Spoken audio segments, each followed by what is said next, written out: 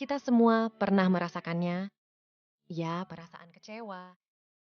Kadang-kadang rasanya seperti kita terus-menerus berada di roller coaster emosi. Hari ini saya ingin membongkar mengapa kita sering merasa kecewa dan apa yang mungkin menjadi akar masalah di baliknya. Mari kita lihat bersama.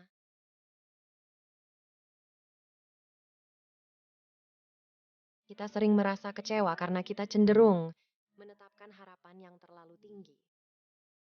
Kadang-kadang kita membayangkan hasil yang sempurna tanpa mempertimbangkan realitasnya. Ketika harapan kita tidak terpenuhi, itu membuat kita merasa hancur dan kecewa.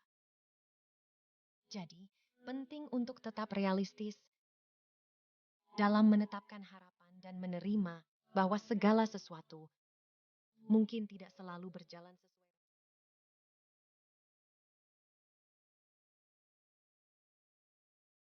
Kurangnya komunikasi sering menjadi penyebab lain dari perasaan.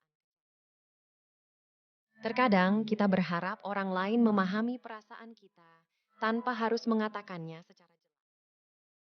Ketika harapan kita tidak dipahami, kita merasa terluka dan kecewa. Oleh karena itu, penting untuk belajar berkomunikasi secara efektif dan terbuka.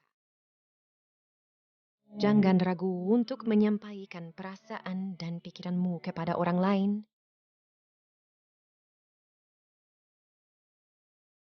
Seringkali, kekecewaan muncul karena kita terlalu terikat pada hasil atau tujuan tertentu. Kita lupa bahwa proses itu sendiri juga penting. Ketika kita hanya fokus pada hasil akhir, kita cenderung kecewa jika hasilnya tidak sesuai harapan. Sebaliknya, jika kita belajar menikmati perjalanan dan prosesnya, kekecewaan dapat berkurang.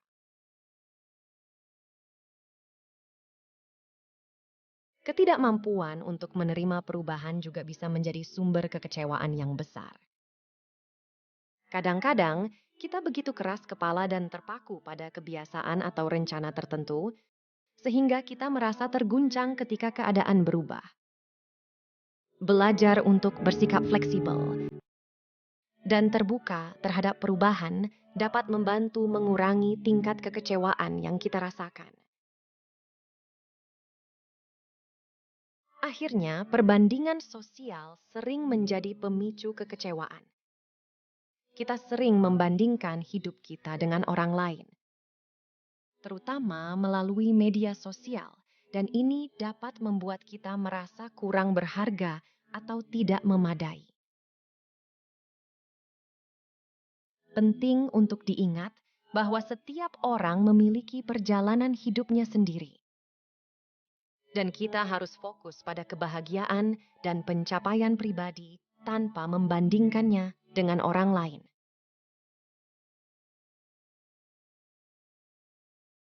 Jadi, itulah beberapa alasan mengapa kita sering merasa kecewa. Kadang-kadang, itu karena harapan yang terlalu tinggi, kurangnya komunikasi, terlalu terikat pada hasil, ketidakmampuan untuk menerima perubahan, atau karena kita terlalu banyak membandingkan diri dengan orang lain. Mari kita berusaha untuk menjadi lebih fleksibel, berkomunikasi secara efektif, dan belajar menerima keadaan apa adanya. Terima kasih telah menonton, dan jangan lupa untuk berbagi pengalamanmu tentang bagaimana kamu mengatasi rasa kecewa di kolom komentar. Sampai jumpa di video berikutnya.